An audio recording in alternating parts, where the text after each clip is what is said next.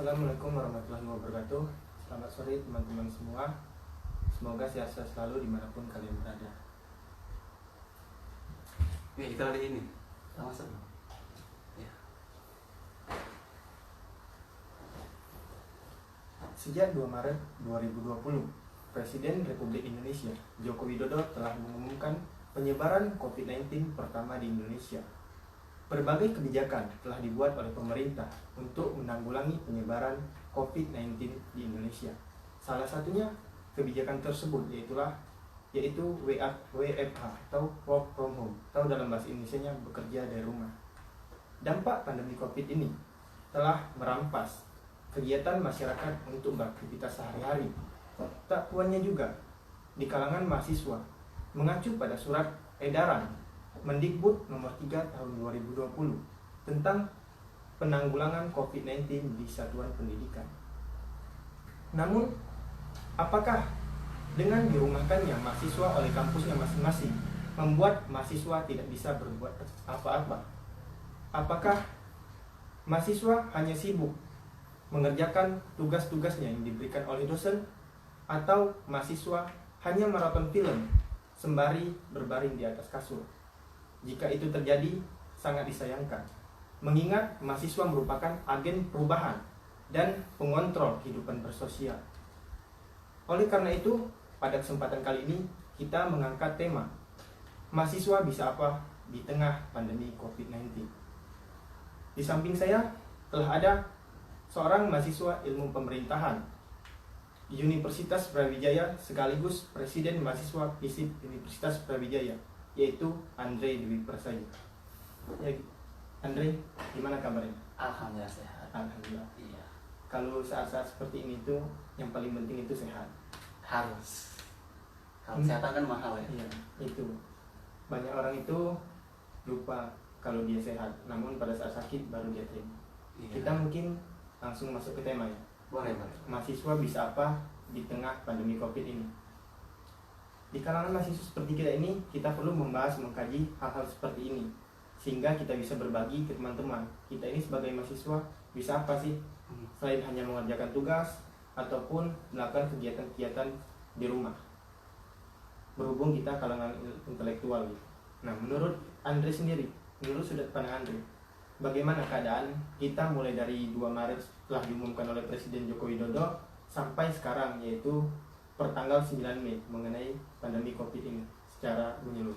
Oke, baik, terima kasih Yusuf atas sedikit nantikannya gitu ya. Oke, berbicara terkait pandemi COVID-19 ini sungguh hal yang polemik ya gitu ya. Karena pada dasarnya ini adalah bukan ranah kesehatan lagi, tetapi ranah yang menyeliputi terkait dunia sosial, politik, pemerintahan, bahkan di ranah pendidikan seperti itu. Yang kita rasain sebagai mahasiswa itu di ranah pendidikan seperti itu. Mungkin terkait mahasiswa bisa apa gitu ya di tengah-tengah COVID-19 ini. Menurut saya sendiri, selaku saya sendiri sebagai mahasiswa pada umumnya, saya berpikiran bahwasanya tugas saya memang untuk belajar, tetapi ada tugas lain kayak gitu ya. Ada tugas lain, yaitu tugas mulia dari mahasiswa sendiri sebagai agen perubahan, sosial kontrol, bahkan pembuat sebuah inovasi kayak gitu. Dan di sini saya sadari bahwasanya ketika mahasiswa dihadapi dengan tantangan-tantangan seperti ini, tentunya kita harus mempersiapkan dengan matang kayak gitu. Terutama kita yang sebagai organisatoris kayak gitu. Mungkin itu sebagai awal dari saya, Ju. Nah, kalau seperti sudah disampaikan Andre tadi, menarik itu kan. Banyak orang tahu bahwasanya mahasiswa ini agen perubahan. Ya, namun untuk merubah dirinya sendiri banyak orang tak sanggup, apalagi untuk merubah dunia katanya. Padahal kita sudah diberikan motivasi awal oleh Presiden pertama kita, ya Soekarno gitu kan. Berikan aku 10 pemuda, maka akan kuguncangkan dunia. Namun tidak hanya sebuah kata-kata, kita perlu tindakan yang lebih untuk melaksanakan hal tersebut. Nah, menurut Anda sendiri, kita langsung masuk ke topik. Hal-hal apa yang harusnya dilakukan mahasiswa gitu? Poin-poin apa yang dilakukan mahasiswa walaupun kita dibatasi oleh gerak untuk keluar, kita dibatasi gitu kan. Kemudian kemudian kalau kita memang harus keluar itu harus sesuai protokol gitu kan. Jika tidak ada kepentingan, kita harus tetap stay at home gitu kan, di rumah aja gitu. Kira-kira hal apa sih yang bisa kita lakukan sebagai mahasiswa sehingga kita ini proses perubahan itu memang benar-benar dapat terlaksanakan gitu. Oke, baik, mungkin dari gambaran umum yang disampaikan Yusuf juga dengan peserta semua kayak gitu ya. Pada penonton kita sekarang pasti mayoritas tentunya mahasiswa kan, Ya, terutama mahasiswa se-Indonesia kayak gitu. Mungkin bahkan ada juga dari umum kayak gitu ya, kalangan umum, mungkin dari anak SMA juga mungkin bisa nonton ya sebenarnya. Bisa, semua bisa kita terbuka untuk semua. Oke, untuk umum kan. Jadi mungkin pertama yang saya tegaskan sebagai anak FISIP, Fakultas Ilmu Sosial dan Ilmu Politik, tentunya saya melihat sesuatu itu dengan kacamata yang tentu dengan framing yang tajam kayak gitu ataupun kritis. Dalam artian apa? Saya tidak menjudgment ataupun menghakimi dari mahasiswa yang tidak benar-benar berkontribusi dalam penanganan COVID-19. Karena kenapa? Untuk dari segi passion sendiri, mungkin dari mahasiswa kan berlatar belakang berbeda, Cuk. Bukan dalam artian anak FK semua, anak dokter semua kan tidak. Iya. Sedangkan yang kita hadapi sekarang itu virus yang dalam artian tidak dapat dilihat secara kasat mata kayak gitu. Apakah betul kan? Iya. Ya kayak gitu. Jadi perlu saya sampaikan bahwasanya kita sebagai mahasiswa perlu adanya sebuah titik fokus tersendiri bagaimana kita yang menekuni dunia ataupun bidang yang kita tekuni ketika menjalani studi. Misalkan kayak gini, kita contohkan. Mungkin anak-anak FK bisa turun langsung untuk membuat sebuah perubahan terkait meneliti terkait virus ini kayak gitu ya. Entahkah dari segi pencegahannya, kemudian juga dari segi pengobatannya bagaimana kayak gitu. Dan juga mungkin sekarang yang sedang ramai itu vaksin ya, Cuk. Iya. Vaksin itu sekarang lagi ditemukan kayak gitu ya. Lagi dicoba terus, diproses, eksperimen. Mungkin dari segi teman-teman mahasiswa ilmu kedokteran ataupun mahasiswa bidang kesehatan lainnya itu cenderung familiar kayak gitu. Tetapi bagaimana dengan mahasiswa yang mungkin latar belakang seperti Yusuf kayak gitu ya. Yusuf sendiri dari kampus perkebunan kayak gitu ya. Berarti otomatis melihat ataupun framing dari Yusuf sendiri untuk menangani terkait COVID-19 ini berarti ya terkait pertanian, perkebunan, pangan mungkin ya. Seperti itu. Kemudian dari saya sendiri kayak gitu ya. Saya sendiri dari ilmu pemerintahan. Berarti basis yang saya harus kuasain dan yang saya harus implementasikan ketika menangani sebuah COVID-19 ini berarti berbasis yang namanya regulasi dan kebijakan. Iya. Baik, seperti itu kan. Jadi mungkin yang kita ketahui adanya PSBB, adanya work from home, adanya himbauan-himbauan dari ketua gugus dari COVID-19 maupun dari jubir dari Ahmad Yuryanto sendiri bagaimana kayak gitu. Itu yang saya soroti kayak gitu. Dan yang saya tekankan bahwasanya mahasiswa jangan takut untuk membuat sebuah perubahan, jangan takut untuk membuat sebuah angan-angan dalam penanganan COVID-19 karena tidak semua mahasiswa memiliki sebuah passion yang sama.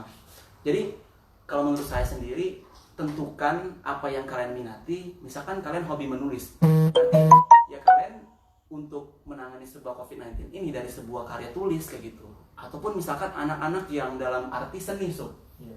banyak yang menciptakan lagu ketika di rumah, kan di rumah aja kan sekarang ya, di rumah aja. Jadi mereka menciptakan lagu, aransemen musik, bahkan ada yang tiktokan kayak gitu ya, mungkin begitu. Jadi menurut saya yang perlu kita tangani terkait COVID-19 ini sesuaikan dengan passion dan minat kita. Seperti itu. Kalau kita berbicara passion, tadi kan memang kalau anak pemerintahan dia mengkritisi kebijakan-kebijakan pemerintahan gitu kan. Kemudian anak kedokteran contohnya pasti dia terjun langsung ke lapangan menjadi relawan ataupun seperti apa. Tapi kalau kita berbicara mahasiswa bisa apa secara luas gitu. Menurut saya telah membaca gitu kan beberapa artikel dan mengkaji kegiatan-kegiatan mahasiswa yang terjadi sekarang. Contoh, sebelum kita melihat jauh gitu kan, jauh di sana kita melihat dulu. Contoh dengan kita mahasiswa, kita di rumah aja gitu. Kemudian kita menghimbau ataupun mengedukasi untuk anggota keluarga kita untuk tetap di rumah saja gitu. Melaksanakan, kalau kita memang harus keluar rumah, kita harus melaksanakan protokol gitu, memakai masker, hand sanitizer dan lain-lain, sering-sering cuci tangan. Nah itu pun sudah menjadi dampak yang baik untuk lingkungan keluarga. Iya. Kemudian yang kedua selain itu, selain kita menghimbau keluarga kita, baru kita bisa luas gitu. Apalagi terutama anak-anak memang sudah bisa menjadi organisator gitu kan, yang memang dia bisa berkecimpung untuk ranah luar. Contoh kita bisa menghimbau masyarakat melalui media sosial. Contoh kan kemarin kita lihat di Twitter tagar di rumah aja, stay at home gitu kan, WFH.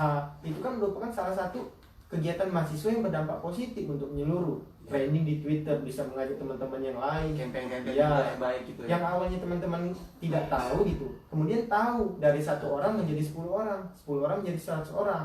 Nah, gimana menurut mata pandang seorang Andre gitu kan? Kalau tadi mungkin Andre sudah menyampaikan secara menjurus gitu kan, Iya. sesuai bidang passionnya. Nah, kita berbicara secara global luas dulu nih. Oke. Ya mungkin para teman-teman juga kalau misalkan ada kritik dan saran mungkin bisa disampaikan di situ. Mungkin jadi evaluasi kita bagi kita dan Yusuf juga kayak gitu ya. Dan di sini mungkin terkait yang umum Sob ya. Iya. Bagaimana sih kita sebagai mahasiswa ketika kita di rumah kayak gitu ya, di rumah ataupun di kos sekarang, posisinya di kos, kita menyesuaikan dengan kondisi sekarang kayak gitu. Contoh saja misalkan kayak gini. Kita kan sekarang Sob kan masih dalam proses pembelajaran ya. Iya. Pembelajaran daring kan, betul. Iya. Jadi misalkan kita pakai Google Classroom ataupun kita pakai WhatsApp untuk berhubungan sama dosen dan teman-teman kayak gitu ya. Kita kan sekarang kondisinya lagi kuliah juga gitu loh. Iya. Bukan kita benar-benar dalam arti kita nganggur gitu loh. Kita di rumah ini kita belajar. Iya. Iya. Jadi pindah pembelajaran jadi daring. Iya, betul banget. Jadi kalau menurut saya ya posisi kita sebagai mahasiswa tetap berjalan kayak gitu. Misalkan saja di Universitas Brawijaya, kita masa pembelajaran kita di semester ini sampai 15 Mei. Jadi nanti di hari Senin nanti kita akan melaksanakan UAS kayak gitu. Dan di sini berarti tentunya kita tetap belajar, kayak gitu, mempersiapkan UAS kita untuk apa? Untuk kita membuat sebuah pertanggungjawaban kepada orang tua. Ini loh nilai akademik kita, kayak gitu. Tetap berjalan terkait pembelajaran. Tapi mungkin kegiatan lain Sob ya yang bisa kita lakukan kayak gitu. Mungkin kalau misalkan teman-teman yang ada basic terkait volunteer ataupun ikut-ikut relawan, itu bisa banget ikut, misalkan ikut PMR, PMI, bahkan ikut dari gugus terdepan di RT dan RW-nya gitu. Membagikan masker, memberikan sebuah sosialisasi dan edukasi kepada warga kayak gitu. Kalau misalkan yang saya takutkan Sob ya, karena sekarang kan bertabrakan juga dengan jalannya mudik. Iya. Ya kan? Kita sekarang kan lagi puasa nih sekarang ya. Jadi mungkin Tapi sebelum kita mudik, kita ada pembahasan lagi gitu kan. Oke lah, Iya. mungkin tadi sudah dicontohkan Betul. banyak kegiatan-kegiatan mahasiswa yang sangat baik gitu. Tadi kan sudah dicontohkan mengedukasi keluarga, mengedukasi lingkungan setempat, menjadi relawan ataupun membagi sembako, ada yang menggalang donasi online gitu kan. Itu sangat bagus. Nah, menurut mata pandang Andre dulu kan, sebelum kita masuk ke mudik dan pulang kampung gitu kan, yang menjadi polemik kemarin, iya. sebagai mahasiswa FISIP ilmu pemerintahan, kira-kira yang telah dilakukan pemerintah sekarang mulai dari 2 Maret kemarin gitu kan, mulai dari polemik PSBB dan yang lain-lain, kebijakan protokol antara Menhub dan Menteri Kesehatan ya kan. Kira-kira dari segi anak ilmu pemerintahan nih, mahasiswa pemerintahan, kebijakan yang telah diambil oleh pemerintah kita sendiri itu sudah sesuai atau masih ada beberapa yang perlu kita benahi gitu. Oke. Baik, terima kasih Sob. Mungkin saya akan berbicara terkait karakter dari kebijakan dan regulasi pemerintahan kita. Bahwasanya yang saya lihat ada istilah yang namanya kalau di ilmu pemerintahan dan ilmu politik itu, kalau di FISIP, anak FISIP terutama, ada sebuah justifikasi studi, yaitu adalah komunikasi politik. Dan di sini yang saya lihat bahwasanya di Indonesia komunikasi politiknya itu mungkin rada-rada keliru. Ini sering dibahas kayak gitu ya di ILC maupun di Mata Najwa. Ada sebuah kekeliruan terhadap komunikasi politik antara yang pihak negara, maksud saya istana kayak gitu ya, mengolah negara, jajaran pemerintah pusat dengan pemerintahan daerah kayak gitu. Di sini ada miscuk. Dalam artian antara menteri-menteri aja yang terkait COVID-19 itu berbeda. Misalkan Dokter Terawan berbicara terkait ini, terkait kesehatan. Tetapi Menteri Perhubungan ya, Pak Budi Karya berbeda lagi kayak gitu loh. Dan di sini menurut saya adalah sebuah komunikasi politik yang keliru kayak gitu. Dan warga sebagai masyarakat luas kayak gitu ya, sebagai civil society, kita terlihat bingung kayak gitu kalau misalkan kita tidak memahami itu secara komprehensif kayak gitu.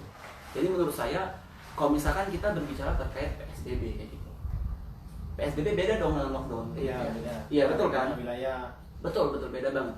Jadi misalkan kalau lockdown itu benar-benar seutuhnya di wilayah ataupun negara itu benar-benar tidak ada aktivitas di luar, benar-benar di rumah kayak gitu. Tetapi PSBB ini cara pemerintah untuk mengelola terkait ekonomi, kegiatan sosial, kegiatan budaya seperti itu. Jadi menurut saya mungkin langkah yang tepat kayak gitu PSBB. Tapi perlu diingat bahwasanya PSBB ini harus dikontrol dengan mekanisme yang tertentu kayak gitu. dengan melibatkan Polri di sana, dengan melibatkan TNI, misalkan di desa ada jajaran Babinsa kayak gitu, itu bisa banget seperti itu. Oh iya, Ini itu terkait PSBB. kalau kita sebelum PSBB ini kemarin kan di Indonesia sendiri itu ada kajian terkait kebijakan kita PSBB ini membandingkan dengan lockdown dan kemudian Korea Selatan. Iya, betul. Nah mungkin dari contoh kita Italia sendiri yang menerapkan lockdown per tanggal 9 Mei kalau tidak salah di Italia itu sendiri sudah 9.450 Iya, mahasiswa terkonfirmasi positif. Kemudian baru Perdana Menterinya itu mengambil kebijakan lockdown. Lockdown yang kemudian per tanggal 20 Mei itu kasusnya meningkat menjadi 4 kali lipat sehingga Iya. orang yang meninggal terkonfirmasi itu sekitar 4.000 kurang lebih. Nah, kemudian dari hal tersebut ada seorang peneliti Italia sendiri itu pada saat terjadi kasus positif per tanggal 9 Mei tadi, masyarakat Italia itu masih acuh tak acuh terhadap Iya. masyarakat yang positif. Betul. Pada saat 20 Mei menjadi lonjakan dengan waktu itu 20 Mei itu kasus meninggalnya itu melampaui Cina. Pada saat melampaui Cina baru terjadi kepanikan oleh masyarakat Italia. Padahal hal tersebut sudah terlambat kita bilang walaupun Menganggap tidak sepele, terlambat. Nah, hal tersebutlah yang menjadi acuan Presiden Jokowi kemarin. Kan pas dia berbincang dengan Mbak Najwa Shihab itu kan katanya negara mana Iya. yang berhasil itu. Iya, terkait lockdown. Iya, terkait lockdown. Nah, kalau kita membandingkan dengan Korea Selatan sendiri Iya, yang melakukan tes massal. Korea Selatan Rapid itu test, ya rapid test. Korea Selatan itu sendiri kurang lebih kalau tidak salah dari saya membaca artikel itu dia melakukan 54.000 per 1 juta penduduknya. Nah, Sampelnya dia. iya, sampelnya. Korea Selatan itu sendiri dia itu satu hari itu bisa melakukan tes sebanyak 15.000 orang per satu hari. Dengan tesnya itu cuma membutuhkan waktu 2-3 menit. Yang tesnya itu orang-orang di jalan gitu, orang-orang di jalan, jadi tidak perlu turun kendaraan, jadi dia langsung. Nah, dengan hal tersebut, sampelnya itu langsung dilempar ke laboratorium. Laboratorium sendiri itu 24 jam tanpa henti bekerja. Sehingga kebijakan di Korea Selatan sendiri itu memang pemerintahnya itu diperbolehkan mengakses data personal masyarakatnya, seperti contoh melalui GPS-nya, kartu kredit ataupun kamera CCTV. Yang kemudian pada saat ada orang yang terkonfirmasi positif, dia akan dihubungi oleh pemerintah melalui nomor telepon. Kemudian dipublikasi, orang yang positif itu dipublikasi gitu, dikasih tahu ke masyarakat bahwasannya si A ini kasus positif gitu, sehingga orang-orang yang berhubungan dengan dia, berkontak dengan dia itu bisa segera untuk mengecek apakah dia terkonfirmasi atau tidak. Nah, mungkin itu juga jadi alasan Pak Jokowi juga yang katanya, tapi itu juga tergantung kultur dari masyarakatnya. Ya mungkin kalau kita seperti itu, sedangkan kita sendiri yang sudah pasti positif, banyak masyarakat kita di rumah sakit itu melarikan diri, ngamuk-ngamuk yang lain-lain. Sedangkan di Korea Selatan ini mungkin dia tingkat disiplinnya lebih daripada kita. Pada saat ada orang yang positif, mereka ditelepon untuk ke rumah sakit gitu ataupun menemui pemerintah, mereka langsung gitu. Sehingga memang yang dilakukan oleh Korea Selatan ini sendiri itu banyak diapresiasi oleh nasional mereka ataupun internasional. Nah, dari dua hal tersebut kemarin sudah kita ketahui sama-sama. Nah, kemudian itu menjadi alasan Pak Jokowi kita tidak langsung mengambil tes massal serentak banyak seperti Korea Selatan ataupun kita lockdown, tapi kita malah kebijakan yang lain yaitu PSBB. Nah, menanggapi dari dua hal tersebut dibandingkan dengan yang tiga ini, itu menurut Anda sendiri itu seperti apa? Oke, gini Sob, mungkin terkait PSBB itu sebuah hal yang telah terlaksana sekarang. Dan saya juga mau menyoroti ketika PSBB ini ada hal yang berdampak kayak gitu, bahwasanya mungkin masih banyak ya dari masyarakat maupun mahasiswa sebagai pelajar juga dan pelajar-pelajar juga SD, SMP maupun SMA sekarang itu melakukan sebuah apa istilahnya, isolasi mandiri di rumah karena mereka takut kayak gitu untuk melakukan aktivitas di luar. Misalkan kita contoh terkait kartu prakerja yang tadinya misalkan ada sebuah terkait edukasi atau pelatihan di online kayak gitu, sehingga tidak tepat kayak gitu dalam arti sekarang PSBB nih gitu. Tetapi yang dibutuhkan masyarakat itu sebenarnya bukan pelatihan gitu, tapi lebih kepada apa sih kebutuhan pokok yang sekarang, misalkan sembako ataupun mungkin BLT langsung tunai itu bisa diselenggarakan kayak gitu di tingkat desa, kabupaten maupun di kota kayak gitu. Mungkin menurut saya oke kayak gitu. Berbicara terkait PSBB berarti harus ada juga yang harus kita singkatkan kayak gitu ya, misalkan terkait ekonomi dan lain-lain kayak gitu. Mungkin pemerintah sekarang juga belum memperhatikan itu. PSBB oke dijalankan, tapi kita tidak memikirkan bahwasanya ada ribuan buruh yang di PHK, ada ratusan pekerja yang di PHK dan lain-lain seperti itu. Oh iya, Seperti itu. kalau kita berbicara seperti itu kan tadi dari segi anak ilmu pemerintahan Ya, kan, betul. yang mungkin langsung terjun langsung gitu kan, mempelajari ilmunya, kemudian Ya. melihat gimana kebijakan pemerintah sekarang. Nah, mungkin Andre bisa berbagi itu. Tadi kalau dari segi anak pemerintahan itu kan